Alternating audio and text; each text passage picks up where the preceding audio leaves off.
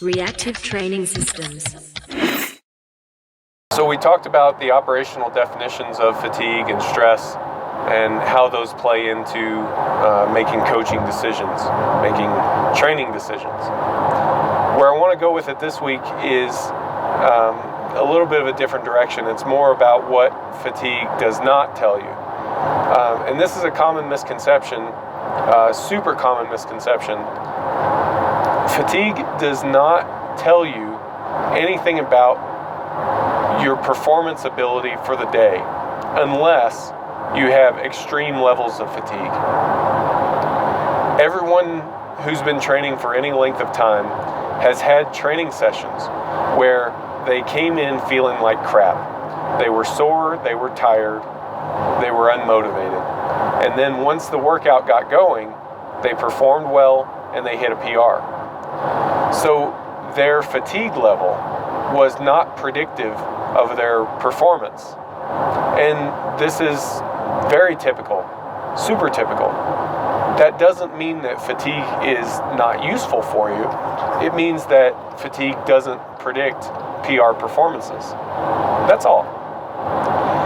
It's the same way that if you were driving to the gym and you look down at your gas tank and the gas tank is on empty, your gas gauge is on empty. So you go into the gym and you have a PR performance, you have a great session. You don't get mad at your gas gauge because it wasn't predictive of your PR performance, because the gas gauge isn't attempting to measure your PR performance. It's measuring something completely different. It's that way with fatigue as well. Fatigue and performance, readiness, they're not very well correlated for a sport like powerlifting, for strength-based sports. They're more correlated for speed sports, explosive sports, and potentially endurance sports, but that's a bit of a different animal. For strength, they're only correlated at the extreme levels. So if you have extremely high fatigue, then it's less likely that you're going to have a really stellar performance. So that's something to be aware of. That's something that when you're making those coaching decisions, like we talked about in the last video, don't make them in the micro moment. Don't look at it and say, well, I've got high fatigue today, I better not go for a PR in my training.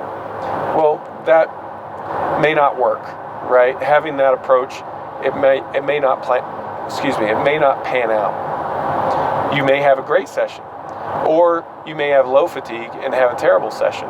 They're just not correlated together. So, what can you do with fatigue numbers? Well, I'm glad you asked. If you look at your long-term fatigue, so again referring to the track application, if you look at your long-term fatigue numbers, this is your 30-day average. So this is your kind of underlying levels of fatigue, trying to average out and not place so much weight on how you feel right now today. Those numbers are good indicators for if you're accumulating stress in the long-term sense or not. If the volume of training is more than you're able to recover from, or if it's less than you're able to recover from. So looking at that long-term score gives you a good sight picture on stuff like that. If you are recovering well from your training in the long-term sense, then you're going to see that long-term fatigue gradually declining. Now, if you're not recovering well from training, if you're accumulating fatigue, you're going to see that long-term fatigue score gradually climbing.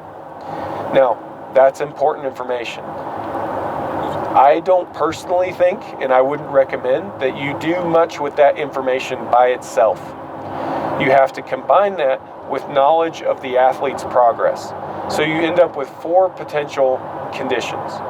You end up either you're recovering well and you're performing well, you're recovering well and you're not performing well, you're not performing well and recovering well, or you're not performing well and not recovering well. So let's go through these one by one. The first condition is that you are recovering well and you're performing well. This is a happy situation. You feel good, you're performing well, you're improving, things are going good for you. If you can get your training to that point, then stay there as long as you can. You're not beating yourself up and you're getting stronger. Stay there. Ride that wave as long as you can. There's not a whole lot that needs to be done in a situation like that because that's the ideal. Now, what if you have the other situation where you feel fine, but you're not performing very well? You're not improving. You're not accumulating fatigue. You're well recovered, but your strength just isn't going up. Well, that situation suggests that you have more recovery reserves that you can employ. It's not necessarily the best choice to employ those right off the bat, but that is an option that is available to you. You can increase your training workload and still recover, and probably will make more progress because you're turning up the volume of the stimulus. You're increasing the magnitude of that stimulus, and that should drive you toward further adaptation. There are other things that I would suggest that you try first. Changing things like exercise selection, intensity, RPE. Basically, I would tend to reach for just increasing the magnitude of the stress. If not last, it would be close to last.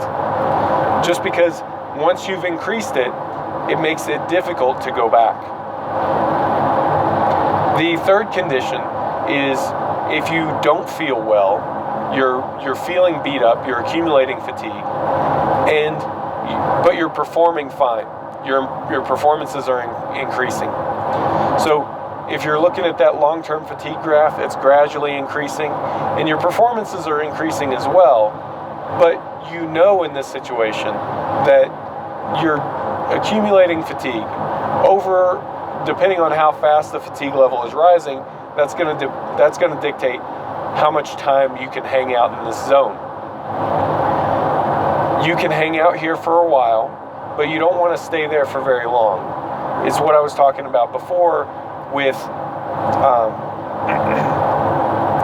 as you continue holding on to this fatigue for longer and longer periods of time, it gradually becomes less and less adaptive. So it's fine, you're improving, you're making progress, so don't panic, but be careful how long you spend in that zone. You don't want the fatigue to become maladaptive. You don't want to work yourself into an injury. You want to ride the wave a little while, but keep in mind that that's a dangerous wave to ride. And then the last condition is that you're not improving your performances, and you're also accumulating fatigue. This is kind of the opposite of a good situation to be in. So what I would suggest at this point is that first you get your fatigue levels in check, and then start peeling back the layers on why you're not responding as well as you would like.